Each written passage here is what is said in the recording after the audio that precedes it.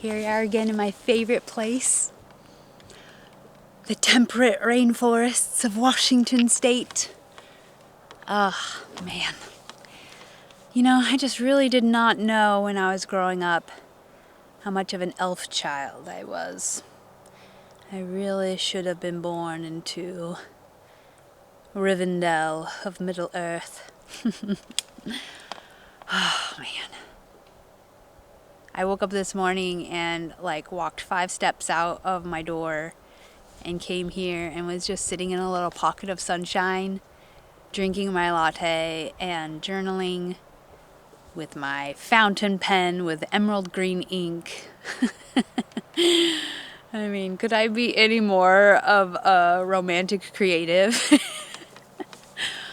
But you know, in the midst of that, as idyllic as that sounds, I've been having some more consistent pain the last 3 weeks, and you know, when there's pain or some other big challenge in your life, it's sometimes hard to see the silver lining or the gold lining. But yeah, I just felt like this morning God was reminding me, you know, that I've gone through seasons of pain before and I have emerged from them. And also that I can remind myself that I am in a season where less is required of me, and so I don't need to have the amount of energy and time that I am expecting myself to have, you know, and when pain comes, it just kind of sucks capacity away. And so it's easy for me to have this expectation of me on my best, most energetic day and all that I can accomplish. And that's just not what it looks like when I am going through a season of physical pain. And so God was just reminding me to adjust my expectations and to realize that I'm actually in a very safe, healing place right now while I'm going through this pain. And, you know, thoughts come up of but I have festivals to go to, and just how exhausting it will be if I would have to travel and do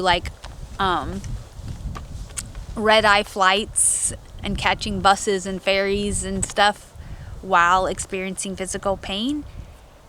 But then I was reminded that, you know, thus far, even though I've struggled with pain on and off over the last few years, thus far, there has never been a time when pain has stolen the joy of something I've been looking forward to, like a film shoot. I didn't have pain while I was shooting Reverberate. I didn't have pain while I was filming Designed by Preeti in San Francisco a couple years ago. I didn't have pain doing my Reverberate reshoot. So all this to remind myself, yes, there's pain right now. I don't like it. I'm not accepting it. But I'm reminding myself that the worst case scenarios that come up in my mind haven't actually happened. Pain has stolen some joy and capacity, but it hasn't taken the things that I've been really looking forward to, or things that I can't, for lack of a better word, redeem on a different day. You know, because it's taken some joy of time with family, but then there have been other days that have come up where I've been able to do the things that I wanted to do with family. But time-sensitive things that it's you know, you only have a shoot of Reverberate once, you know, or an acting retreat or something.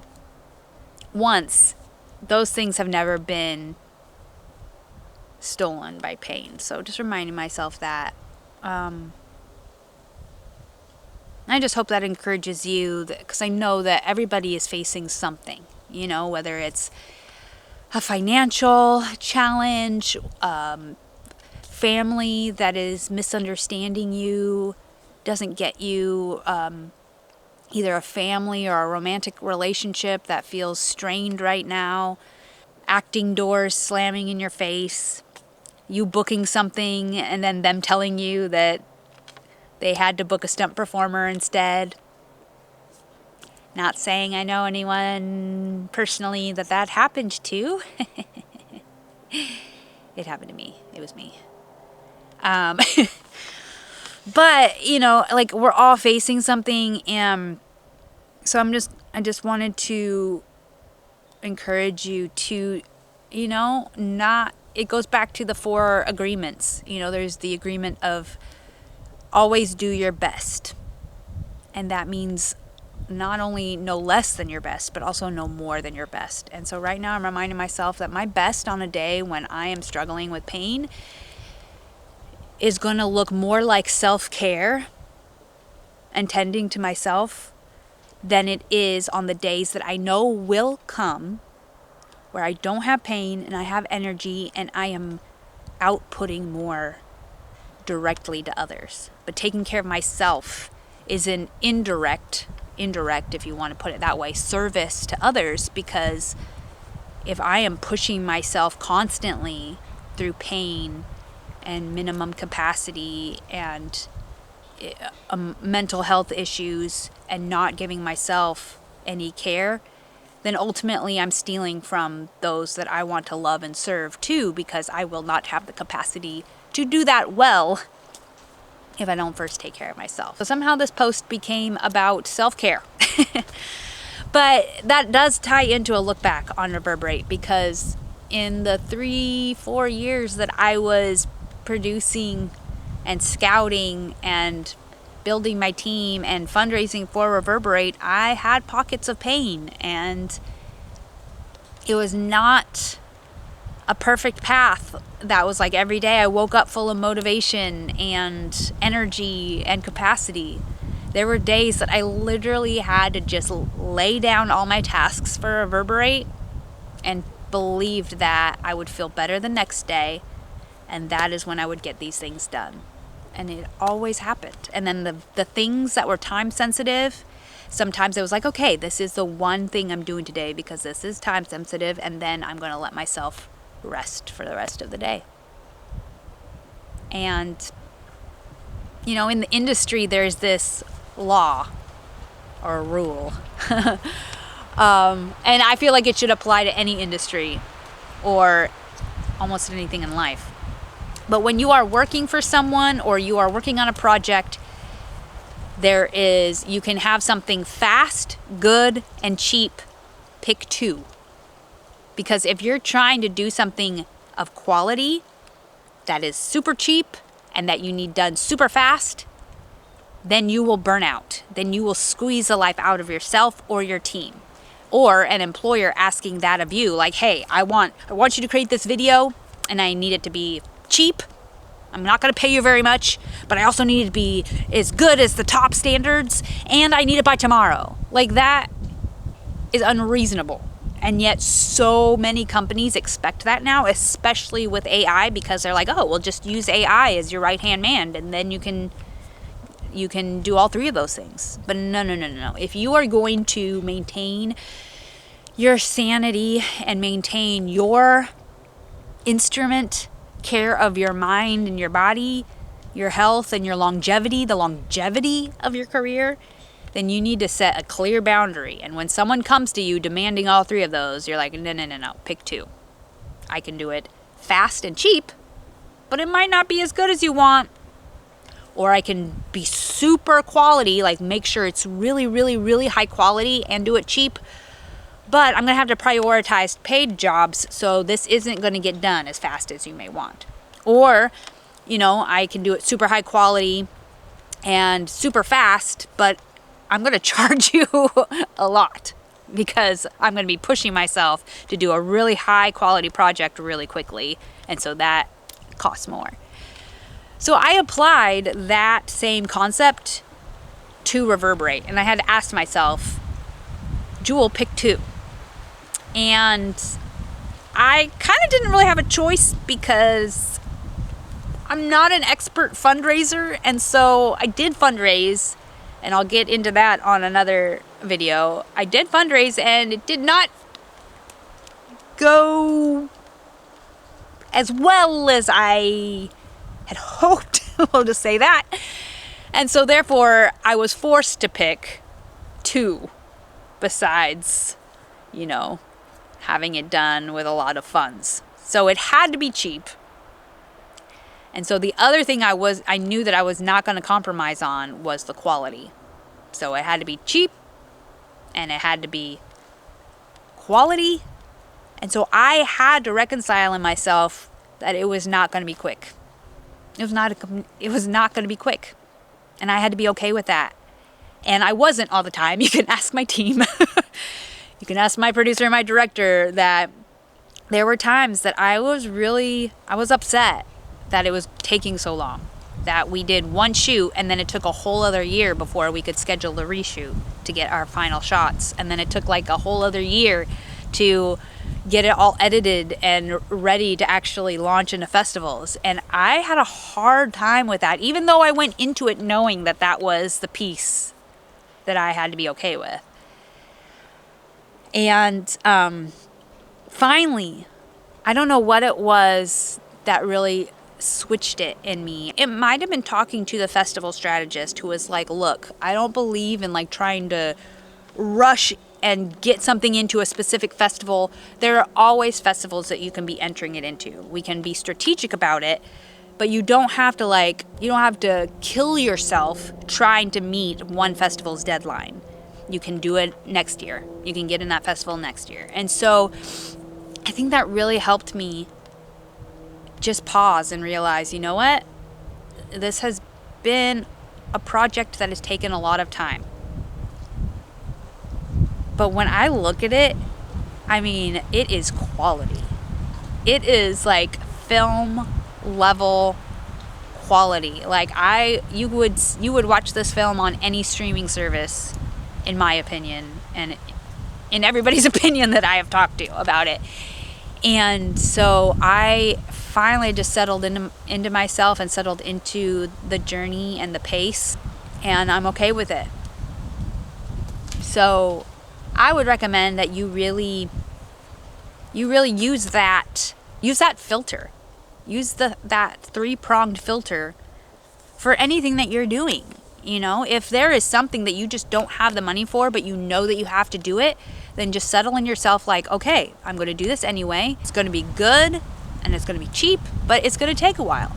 But especially with the expectations that other people are putting on you, because ultimately it is you that is letting them put those expectations on you. And sometimes we're in this cycle. We don't even realize that we're letting other people's expectations rule our decisions. And so I have started to put this filter on a lot of different things and things that I'm doing for other people. I just encourage you guys to apply that across the board for your own sanity, for your own mental health, and for your own physical health. I've seen too many people live what they think are selfless lives because they are spending all their time serving other people or on their career that serves other people.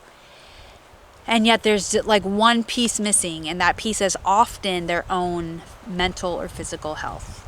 And at some point down the road, they crash.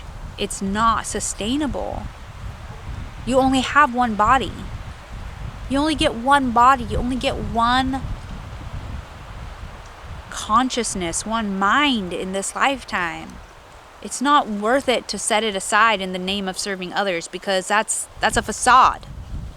You can't serve others if you're not healthy. You can't serve others if your emotions and mental health are a shipwreck.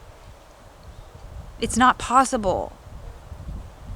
So please stop covering your own self-neglect with the sparkly sheen of service to other people or some career goal down the path that is more important than your health day to day.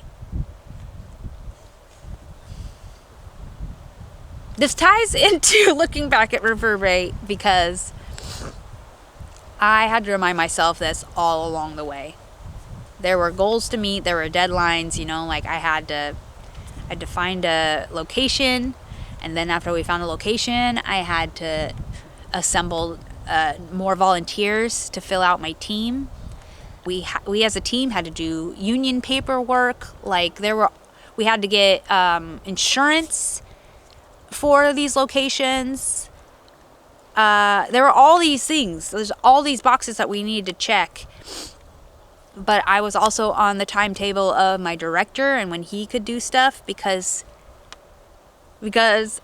he was doing this for me and I didn't have a lot of money to pay him. So it had to be when he was able to do it. And I understood that. I wasn't going to expect him to like drop everything and do my film when I didn't have the funds to pay him his normal rate. So I knew that with this director, it was going to be quality. It was going to be good. But I knew that it wasn't going to be right away. Anyways, I guess this was just my encouragement to really put your body first. Not in a selfish way, but in a way that you see it as part of your service to others. Like you can't, if you are a volunteer that delivers goods to the homeless people and you have a vehicle and that vehicle is the basis of your volunteerism, a huge part of your service is maintaining that vehicle so that you can take the goods to the homeless people. Your body is that vehicle as a storyteller, as a creative, as anyone. For the love of God, take care of your vehicle. Take care of this. Take care of this. And this. Guard it. It is a treasure.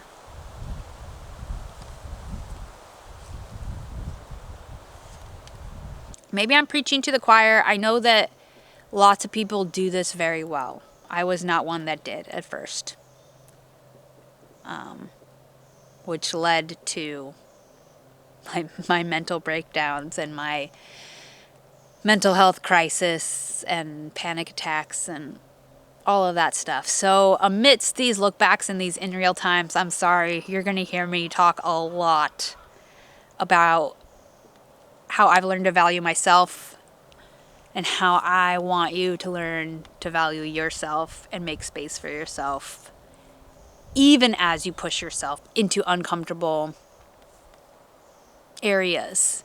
There's a fine line, but there is a line between pushing yourself into a harmful place and just pushing yourself into an uncomfortable place. And I would encourage you to really assess that. Like, is this actually going to be harmful for me? Or is this kind of like a workout where it will be uncomfortable, but there will be growth from it and I know that it's in my capacity to do it? I feel like a lot of us, because of other people's expectations or expectations of what we see other people doing, push ourselves into the harmful place, into doing things that actually is mentally unhealthy for us, or consistently doing things that are uncomfortable, which can then turn into a harmful place. And I think it's really healthy to assess that. What's a good example? I'm speaking in a lot of like theoretical, hypothetical terms, but an example is me drawing that line with producing.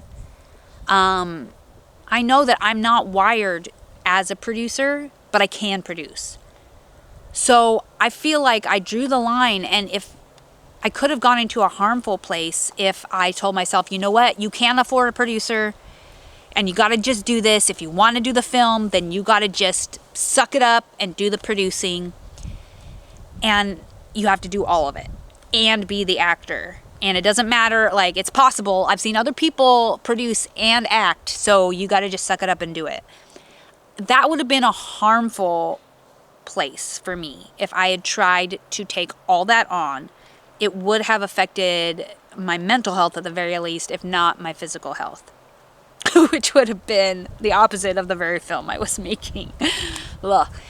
But because I had learned a lot by that point, I knew that if I just got someone to help me produce, that leading up to the film, I could take on certain producing tasks. And that would be uncomfortable, but it wouldn't be harmful to me. Another example, just for like practical real life, is maybe you have a friend and they're in a season where they need help. Maybe they're facing a challenge and they need help, and you are also in a very busy season. A harmful place may be like they are saying, I need you on this day, every week, all day long. Like, that is what I need. And you are not a good friend unless you can show up for me like that. And if you look at your life and your capacity right now, you agreeing to that because of maybe you feel like you owe them or your relationship with them.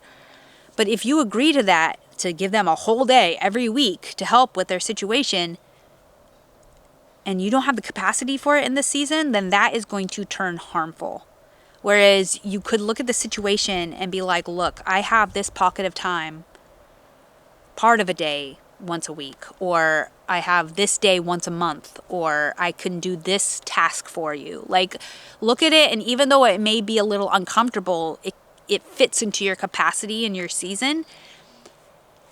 And you just have to be okay with it, either their disappointment or their expectation. But that is something that may be a little uncomfortable because you're having to say no, or you're having to still do a task that maybe isn't your favorite, but is still helpful. And that is another example of like pushing yourself to, yes, sometimes do things that are uncomfortable, but not past the line of into where it's harmful to you. I cannot right now think of other life examples to make it more concrete, but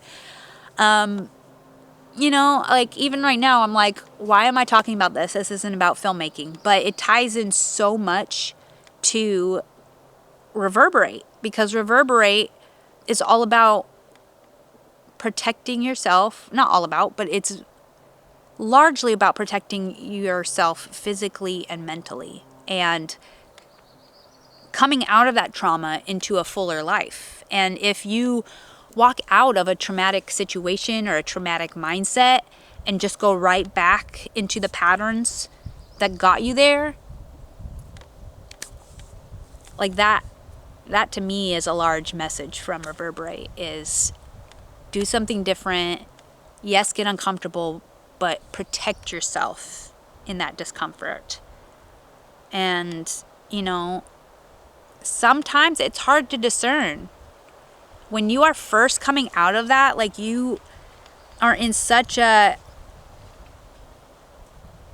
I mean, I don't want to call everything PTSD, but there are certain things and mindsets that are so embedded because of the pain you went through that if something comes up, you're just triggered to behave a certain way. And so it can be hard at first to discern what is just discomfort and what is harmful.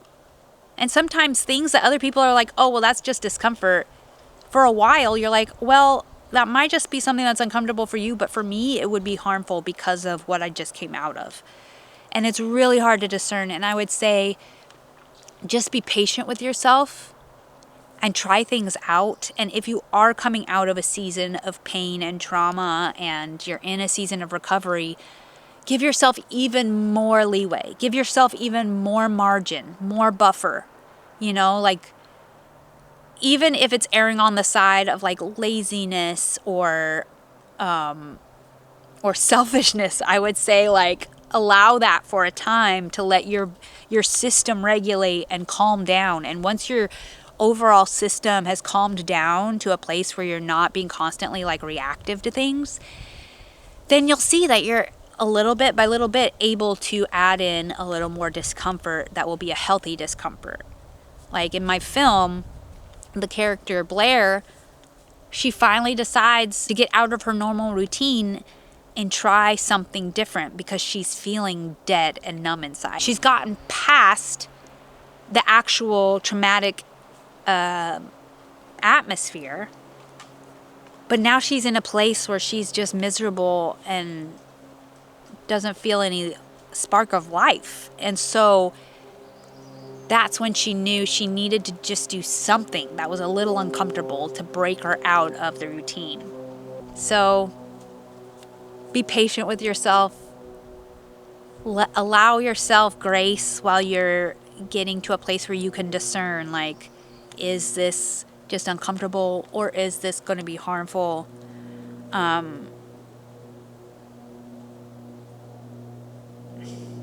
Just give yourself grace. Give yourself lots of buffer. People don't have to understand your season or your process, because chances are they're comparing it to their own season and their own process, and it's going to look different. You know, this is not me telling you to like never challenge yourself. I hope that's clear. But you know the areas of your life where the pain is, or the pain has been. And I would just say, be very gentle in those places.